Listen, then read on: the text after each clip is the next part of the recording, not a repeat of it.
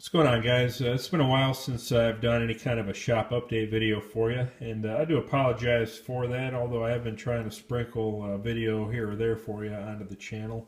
And I do, as always, very much appreciate those of you who are taking the time to view those videos, and even more so to those of you who may take the time to comment or ask questions.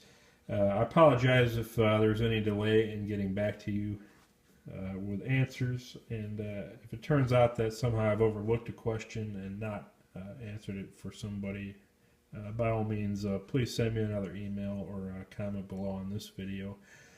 But I do try to respond, and like I say, I do very much appreciate those of you who take the time to both view the videos and kind of interact with me on the channel here.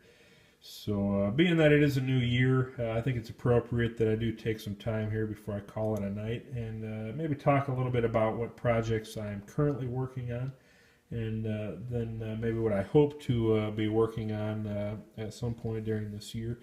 And there was a viewer that did recently ask a question about the pocket or everyday carry scissors that I recently designed and made a video of. And I do actually have a prototype here on the bench. Just to remind those of you, or show those of you who may not have seen the video, just a little pair of everyday carry scissors you can wear around the neck, stick in your pocket. Good for any number of things, I imagine. But as I stated, I believe in the previous videos, I am kind of working through some logistics on these. Believe it or not, they are maybe a little bit more expensive than I would have thought to produce, and have quite a bit more into them than maybe I would have originally imagined, and really it may be even a little bit more of an investment for me than just making a regular fixed blade or even a folding knife.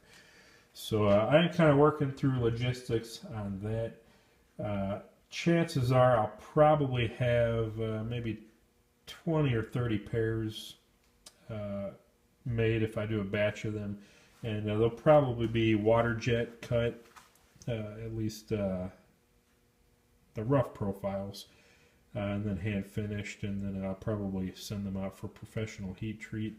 I think I'd like to do them out of a stainless, so I am still kind of working out the details and material prices and whatnot on that. So it is still in the works, but honestly, it is kind of a back burner project right now, as that will take a pretty significant amount of upfront investment from me, and I just don't have that at the moment. So when I do get some extra funds and some extra time, I certainly want to make a handful of those and offer them for sale to those of you who may want some.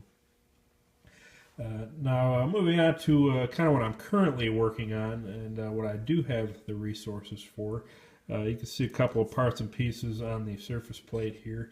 Kind of had some slip joint fever here as of late, and wanted to kind of come up with a new pattern, a new design for me to work on. And those of you who have followed my channel have probably seen my recent slip joints, which is a smaller Lanny's clip version or a pattern, and then the original pattern that I first did, which was maybe reminiscent of a sod buster almost, but kind of been wanting to make something a little bit on the larger side.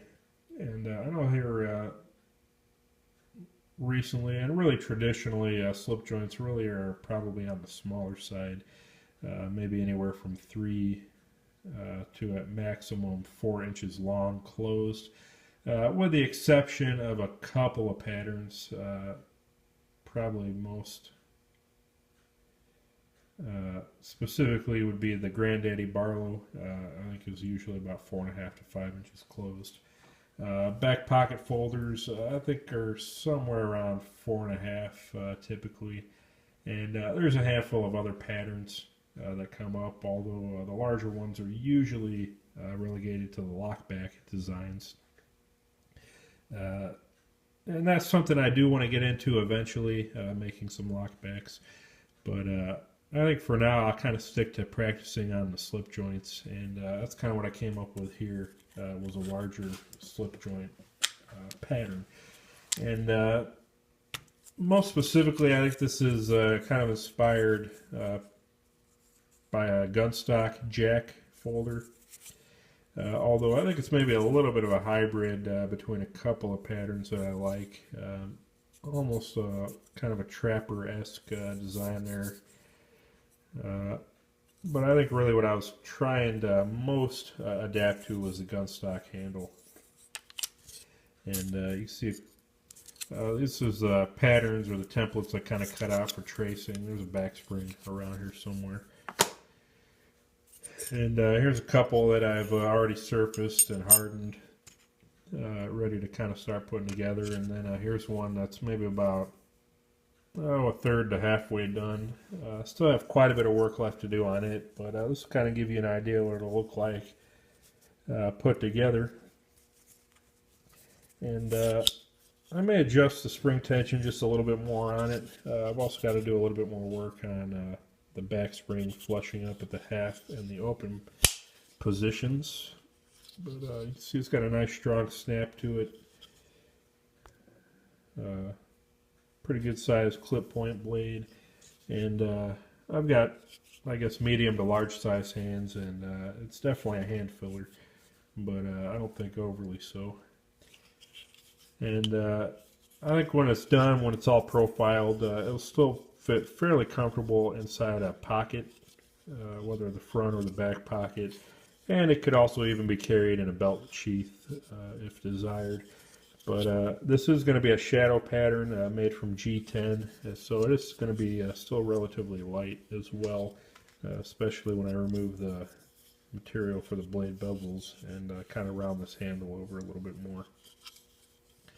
And right now I don't have a scale on me, but it's really not that bad. So there it is, guys. Definitely appreciate some feedback, what you think.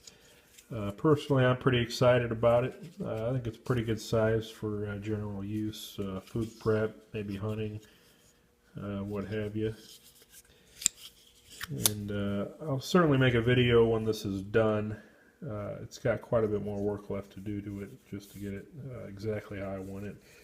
And I actually need to order a carbide end mill to relieve just a little bit off this back portion here, as I took just a little bit too much off when trying to flush the back spring and the half stop and the open. So we're still a little proud here, and just a little bit more so here.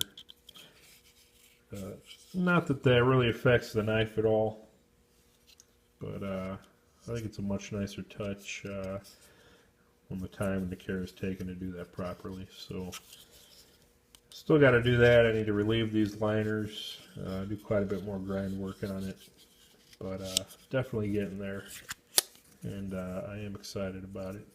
So again, let me know what you guys think on that. Go ahead and give you another sneak peek of kind of its big brother. This is going to be a fixed blade version, very similar to the pattern. It'll be different in that it'll have a finger guard here. And here's a scrap piece of micarta just to kind of help visualize that. It'll be shaped and profiled, but I'm going to flush it to the back there too. It's actually going to be very similar to a Loveless drop point finger guard, if you guys are familiar with that. I had a CAD drawing of it around here somewhere, but I've since misplaced that. So that'll be a little while in the making. I do have to order some guard material for that, whether it'll be brass or stainless, I'm not sure yet. But kind of give you an idea, it is a little bit larger than the folder, but I think I'll make a pretty good belt knife when it's all put together and done. So that's in the works. I'm going to try to finish this one maybe tomorrow, although it'll probably take a couple days to get the carbide end mill to finish that back spring. Maybe I'll start on this one, see if I can finish it. But at any rate, that's just a shop update for you guys. I really don't want to go over the 10-minute mark, so please like, subscribe, comment. I do appreciate the views, and stay tuned for the next one.